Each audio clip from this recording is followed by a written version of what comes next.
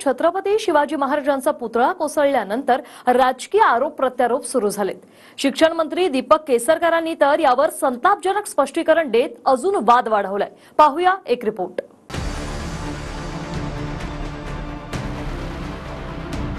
हे कदाचित डेस्टिनी असेल किंवा छत्रपती शिवाजी महाराजांच्या इच्छेशिवाय काही होत नाही आणि कदाचित असं असेल की चांगल्या वाईटातून चांगलं घडायचं असेल। महाराष्ट्राच्या दैवताचा पुतळा तुकड्या तुकड्यांच्या रूपात कोसळलेला पाहून लोकांचं रक्त खवळलं आणि त्यावर महाराष्ट्राच्या शिक्षण खात्याचे सर्वेसर्वा असणाऱ्या दीपक केसरकरांनी संतापजनक विधान करून आगीत तेल ओतण्याचंच काम केलंय। ही कदाचित नियती असेल, शिवाजी महाराजांच्या इच्छेशिवाय काही होत नाही अशी शरम आणणारी सारवासारव मंत्री केसरकर करताय। हे सुद्धा एक दोन नव्हे तर 4 वेळा।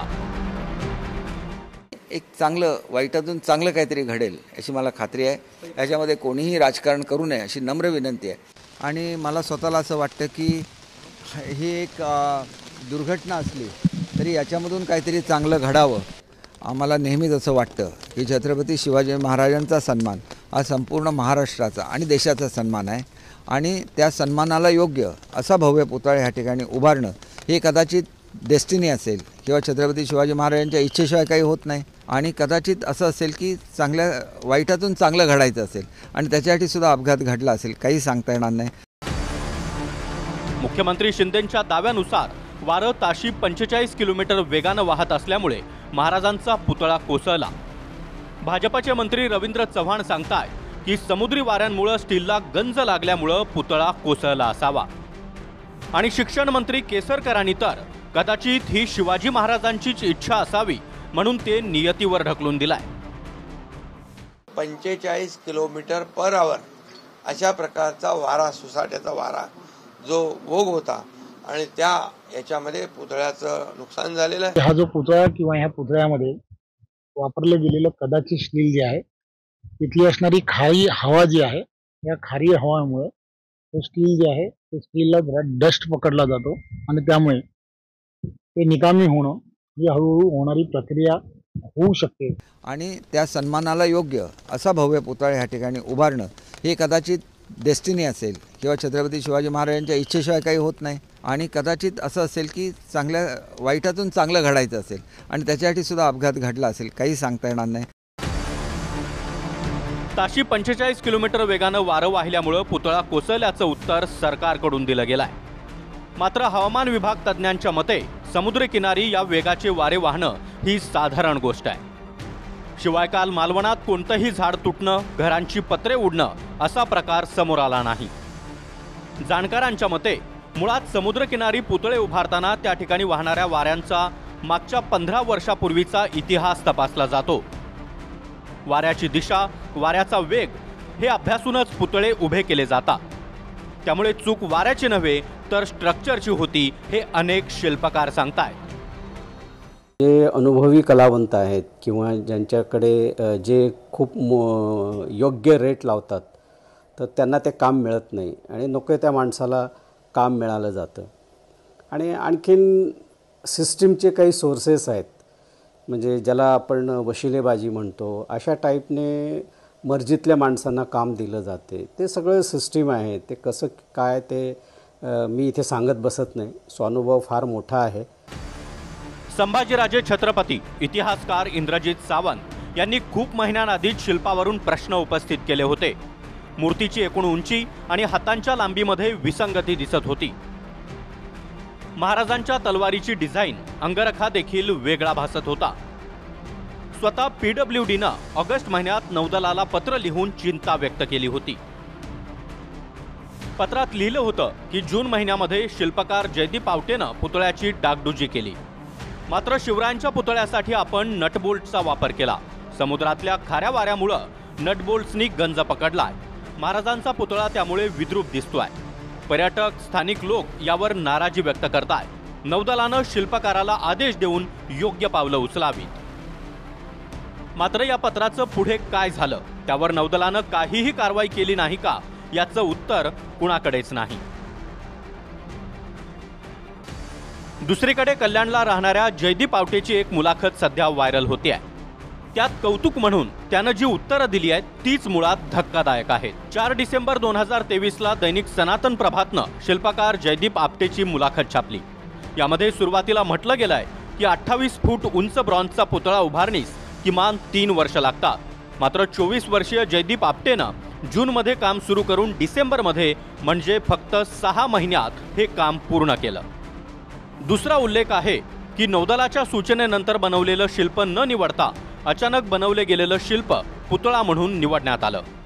पुरेसा अनुभव नसताना देखील इतकं मोठं काम मिळाल्यानंतर जयदीप आपटे म्हणतोय की पुतळ्याचं काम मिळाल्यानंतर वाटलं की संधी मोठी आहे, व्यवस्थित पार पडलं तर सगळीकडे नाव होईल.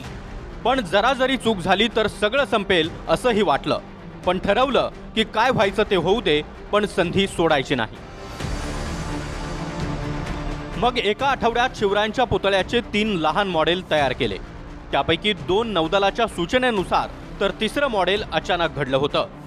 पुतळ्यासाठी नेमकं तेच शिल्प निवडलं गेलं.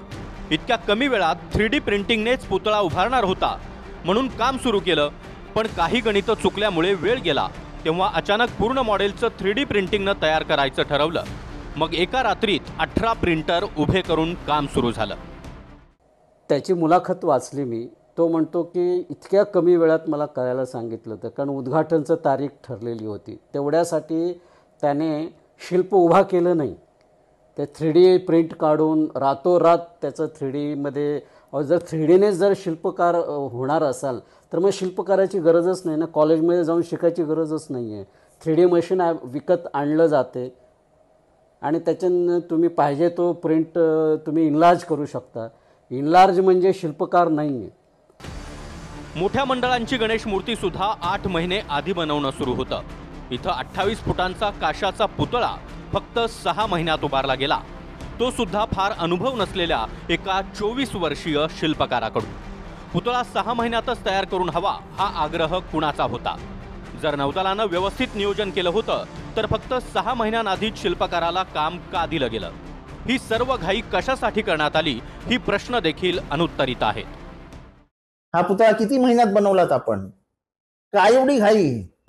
स्टॅच्यू ऑफ लिबर्टी 1886 साली अमेरिकेत लागला, अजून हल्ला पण नाही. हल्ला तिथे काय वादळ वारा येत नाही का? अरे थोडी तरी लाज. कोण हा आपटे? त्यांनी किती पुतळे बनवलेत? माझा हा महाराष्ट्र सरकारला सवाल आहे की 24 तासाच्या आत आपटे नावाच्या माणसाने कुठे कुठे किती किती पुतळे बनवलेत हे जाहीर करावं. महाराष्ट्र ज्येष्ठ श्रेष्ठ असे पुतळे बनवणारे इसम जन्माला आले. तो म्हणतो काहीतरी मी 3D केलं, अमुक केलं, तमुक केलं आणि पटकन बनवून दिला. त्यांना घाईनी हवा होता. पुतळ्याच्या आत सपोर्टसाठी अशा प्रकारचे लोखंडी अँगल वापरले गेले होते. पायांमधून तर फक्त एक अँगलचा सपोर्ट होता. साधारणपणे लोखंड 3 प्रकारात येतं. एक MS, दुसरं GP आणि तिसरं GI. MS लोखंडाचा वापर दरवाजे, खिडक्या, ग्रिल, सेफ्टी डोअरच्या कामात होतो. GP लोखंड हे प्रामुख्यानं मोबाईलचे टॉवर, पथदिव्यांसाठी वापरलं जातं. आणि GI लोखंड हे मोठे पूल, स्टेडियममधले हाय पॉवर लाईट्सचे खांब किंवा मोठ्या पुतळ्याच्या उभारणीत वापरण्यात येतं. GI लोखंडला गंज लागण्याचा धोका फार कमी असतो. मात्र खुद्द भाजपच्या रवींद्र चव्हाणांनी गंज लागत असल्याचं सांगितल्यामुळे या कामात कोणतं लोखंड वापरलं गेलं हे समोर येणं देखील गरजेचं आहे. या साऱ्या प्रकारावर शिक्षण मंत्री केसरकरांचा आत्मविश्वास स्टॅच्यू ऑफ लिबर्टीच्या उंचीलाही ठेणगं ठरवतोय. म्हणजे 18 तासांपूर्वी जिथं 28 फूट उंचीचा पुतळा कोसळलाय त्याच ठिकाणी उभं राहून केसरकर 151 फूट उंचीच्या स्टॅच्यू ऑफ लिबर्टीचं उदाहरण देत नव्या पुतळ्याची ग्वाही देत होते. मुळात याला जबाबदार कोण यावर फार न बोलता पुतळा पुन्हा उभा करू, पुन्हा पंतप्रधानांना उद्घाटनासाठी बोलू यावरच केसरकर भर देत होते. स्टॅच्यू ऑफ लिबर्टी अनेक वर्ष अनेक वादळांना तोंड देत उभा आहे. तर तेवढाच मजबूत पुतळा हा शासनाच्या वतीने उभारण्यात यावा. आणि एवढा मोठा पुतळा जर आपण उभारला तर माझी खात्री आहे की पंतप्रधान महोदय निश्चितपणे त्या पुतळ्याच्या अनावरणाला येतील आणि एक चांगलं वाईटातून चांगलं काहीतरी घडेल. पण आपण जर 100 फुटाचा पुतळा उभारला तर पुन्हा एकदा पंतप्रधानांना मालवणमध्ये निमंत्रित करता येईल आणि तो केवळ महाराष्ट्रात नाही तर राष्ट्राचा सन्मान आहे छत्रपती शिवाजी महाराज. तर तेवढाच तो भव्य असावा असं मला स्वतःला वाटतं. हा पुतळा हा स्टॅच्यू ऑफ लिबर्टीच्या धरतीचा महाराष्ट्र शासन उभं करू शकतं। इसका उद्घाटन PM मोदी साहब के ही हाथ से फिर एक बार होगा और वही महाराष्ट्र का सम्मान। ज्या शिवरायांना आपण भारतीय आरमाराचे जनक म्हणतो, ज्यांनी समुद्री वादळांहून मोठी आव्हानं पेलली, त्याच महाराजांचा पुतळा कोसळतो ही आपल्या साऱ्यांना मान शर्मेनं खाली घालायला लावणारी गोष्ट आहे। अनेक शिवकालीन बांधकामं आज देखील शाबूत आहेत। अनेकांच्या पायाला अद्याप साधे चिरे देखील गेले नाहीत। ते म्हणतात ना की शिवकाळातली बांधकामं जितकी कणखर आणि राकट होती, त्याहून अभेद्य ते बांधकाम उभारणाऱ्यांचं इमान होतं। आज त्याच इमानाला कुठे गंज लागलाय हे शोधण्याची खरी गरज आहे। नाहीतर खेकड्यांनी पोखरलं म्हणून धरणं फुटत राहणार। अमुक